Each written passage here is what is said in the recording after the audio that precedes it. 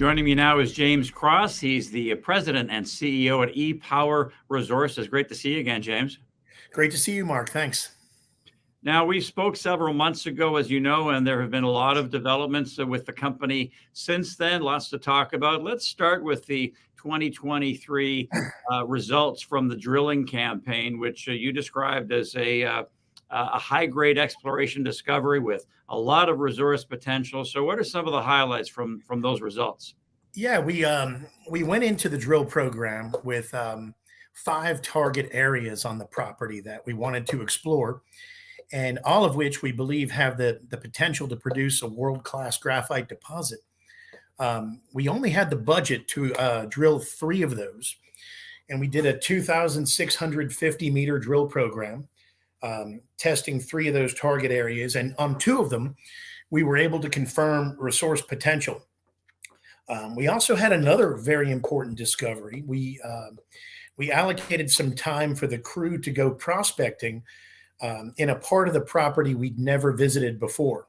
We knew there was a conductor below ground, and there was a historic drill hole nearby that had mixed results, but it was just one hole. So we sent the crew over there, and they were able to discover some beautiful, very high-grade graphite or graphitic outcrop, and had a man-portable drill with them.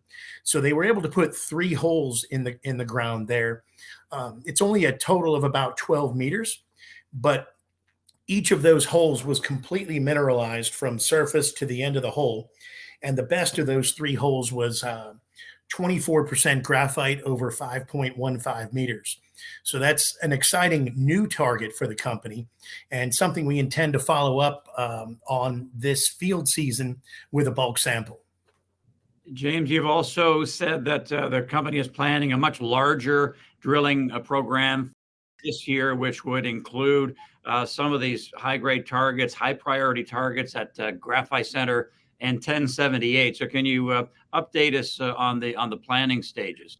Yeah, in the drill program, we were able to confirm resource potential at both the 1078 block and the Graphite Centre area. We want to follow up on those, not just with additional drilling, but an additional drilling toward developing a graphite resource in the ground. But also, we want to do some bulk samples there, because there is some beautiful graphitic outcrop on both those parts of the property. And so we want to quarry up some of that, and we intend to do a 30-ton bulk sample during this field season. So we want to follow up those 2 targets, which are excellent targets for us, with drilling toward resource definition, as well as bulk sampling toward getting material processed and by our partners, Volt Carbon Technologies, and in the hands of battery manufacturers. Another development is that you have what appears to be a multi-pronged, multifaceted type of partnership with a company called Volt Carbon. This includes the company sending samples, graphite samples, and for them to process into concentrates. And then on the financial side, they can earn into as much as a 5% stake in ePower Resources in return for exploration funding. So what's the significance of this arrangement for ePower Resources? Well, back in October, we entered into a mineral processing agreement with Volt Carbon Technologies. They are a graphite processor, as well as a battery manufacturer, specializing mostly in small cell batteries. And so when we do our bulk sampling this field season on the property, it will bring that material to Volt Carbon, who will process it for us. And they use an air separation processing technique that doesn't involve any water. Now, Volt Carbon is consistently in contact with original equipment manufacturers, meaning battery manufacturers. And so they're able to actually put ePower's graphite in front of those automotive and manufacturing customers. So Volt Carbon, when they're talking to those customers, though, they want to be able to show that they've got a reasonable shot at access to graphite, because right now the industry is facing problems where there's not enough graphite above ground, so they've got to look below ground for it. So Volt Carbon entered into an agreement with us. It's an option agreement on the Tetapisca property, an option for them to acquire up to or acquire 5% of the property. And the conditions to that option are during 2024, this year, they have to spend $680,000 on exploration at the Tetapisca property. So that's money we're not going to have to raise in the capital markets. There's no warrant attached or anything like that. So we've got already a budget of $680,000 for the upcoming exploration season. Now, at the conclusion of this year, they have one more year to decide if they want to pay $1.5 million in cash for 5% of the Tetapisca property, which right there sets a value at Tetapisca pre-resource of $30 million. So it's very good for Volt Carbon because they're able to show a deep relationship with a company with graphite in the ground, and very good for us because we get the exploration capital. And now also, as Volt Carbon spends the $680,000, they're going to be awarded 6.6 million shares of e-Power delivered in tranches as the money gets spent. And we've already issued 1.6 million of those shares, so there are 5 million to go. And so, it's great for them because they're able to show they've got, a good shot at access to graphite, and they're a large shareholder, something like 17% holder of e-Power. And it's good for us because we've got the exploration capital to deploy. Okay, very good. I'm glad you clarified that in terms of the percentage ownership of the project and the company itself in terms of shares. Now, let's move along to a possibility of a mineral resource update. Can you update us on that process? Is there any timeline there? And also, when it does come out, what's the potential for it to be a real game changer for the company?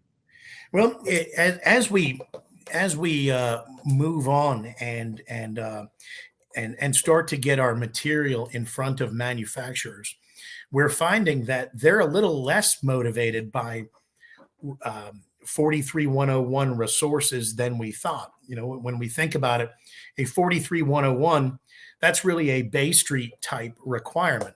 Now, they certainly want to be reasonably sure that if we show them some good graphite from our property, that there's enough of it there for them to use in their manufacturing process. But 43101 isn't necessarily something they need. So sometimes in-house resource estimates might be sufficient to get started. But if we have enough funding in this field season, we've already got the 680 from Volt. But if we have enough funding in this field season, we could put a 43101 resource on the board, and that would we'd probably be able to, you do the result, you do the work during the summer and early autumn, and the results take time to come in, and then you publish or you write a mineral resource estimate. We'd probably be looking at first quarter of next year before that's ready. But in the meantime, we can do drilling work. Even if we don't have massive amounts of funding this summer, we can do work to delineate some in-house resource estimates in select areas of the property. James, something interesting in terms of developments that really shows the appeal of the Tetapisca district is the fact that Nouveau Monde Graphite recently bought one of your neighbors, Mason Graphite. So what did you make of that? Well, yeah, that was a big one. Now, that Mason deposit immediately adjacent to our property is probably the very best graphite deposit in all North America. Which is what really put the Tetapisca Graphite District on the map. Now, Nouveau Monde was in a joint venture with Mason Graphite, a 51% joint venture, and Mason had 49. And around the end of January, Nouveau Monde bought the remaining 49% they did not yet own. And just 16 days following that acquisition, which we don't believe is a coincidence, Nouveau Monde announced simultaneous equity investment deals and offtake agreement deals with General Motors, Panasonic, and Mitsui. And this represents actually things like that are the reason we founded ePower in the beginning, back in late 2018. We were estimating that pretty soon battery manufacturers would need to acquire graphite in the ground because there just wouldn't be enough to go around above ground. And this transaction with these industrial players and Nouveau Monde represents exactly that. It represents manufacturers taking a large equity position in a company with graphite resources in the ground and what is probably the best graphite deposit in North America. So that certainly helps put the Tetapisca property on the map. And and this, again, that's the thesis we had when we started the company, that these industrial players would have to start to do this. So now that graphite that Nouveau Monde has right next to us, and they have another deposit in Western Quebec, both those are off the table now and effectively controlled by those industrial players. So there really just isn't much North American graphite left after that. So, it is a big game changer because, imagine if there's going to be a hurricane and someone has 100 batteries for sale because the power might be out for a while. Those batteries will be priced pretty high because it's an emergency item.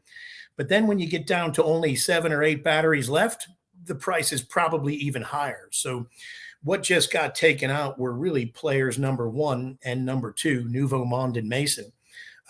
Their graphite's all now spoken for. So there aren't many other graphite resources and graphite players left in the business in North America. So that's a big deal for us. And lastly, James, it's been a challenging market, as you know, for junior companies in general. So what's your current view of the sentiment in the graphite/battery metals market? And against that backdrop, what's the investment case right now for ePower Resources? Well, yeah, actually, that's a great question because we actually have the unique combination of, in the industry, meaning graphite and battery manufacturing, we're beginning to see what appears to be panic. Manufacturers who are already constructing factories worth billions of dollars are realizing that they're going to have to secure some graphite still sitting in the ground in order for that factory to produce anything. So that changes things and brings about a new paradigm. And we've just seen it for the very first time with General Motors, Mitsui, and Panasonic taking Nouveau Monde out, or not taking them out, but making huge equity investments in Nouveau Monde and effectively taking that graphite off the table. At the same time, equity prices in the graphite world, or the upstream graphite world, which is where we sit, being an exploration and development company, equity prices are insanely low at the same time. So it is the unique combination of panic in the industry around getting graphite from upstream players, but lower than maybe ever equity prices in the market. So our own market cap sits around $2.5 million, which is not something we ever expected to see. So at the moment, you've got, as an investor, if you're just hearing this for the first time, it's a good time to be hearing the story.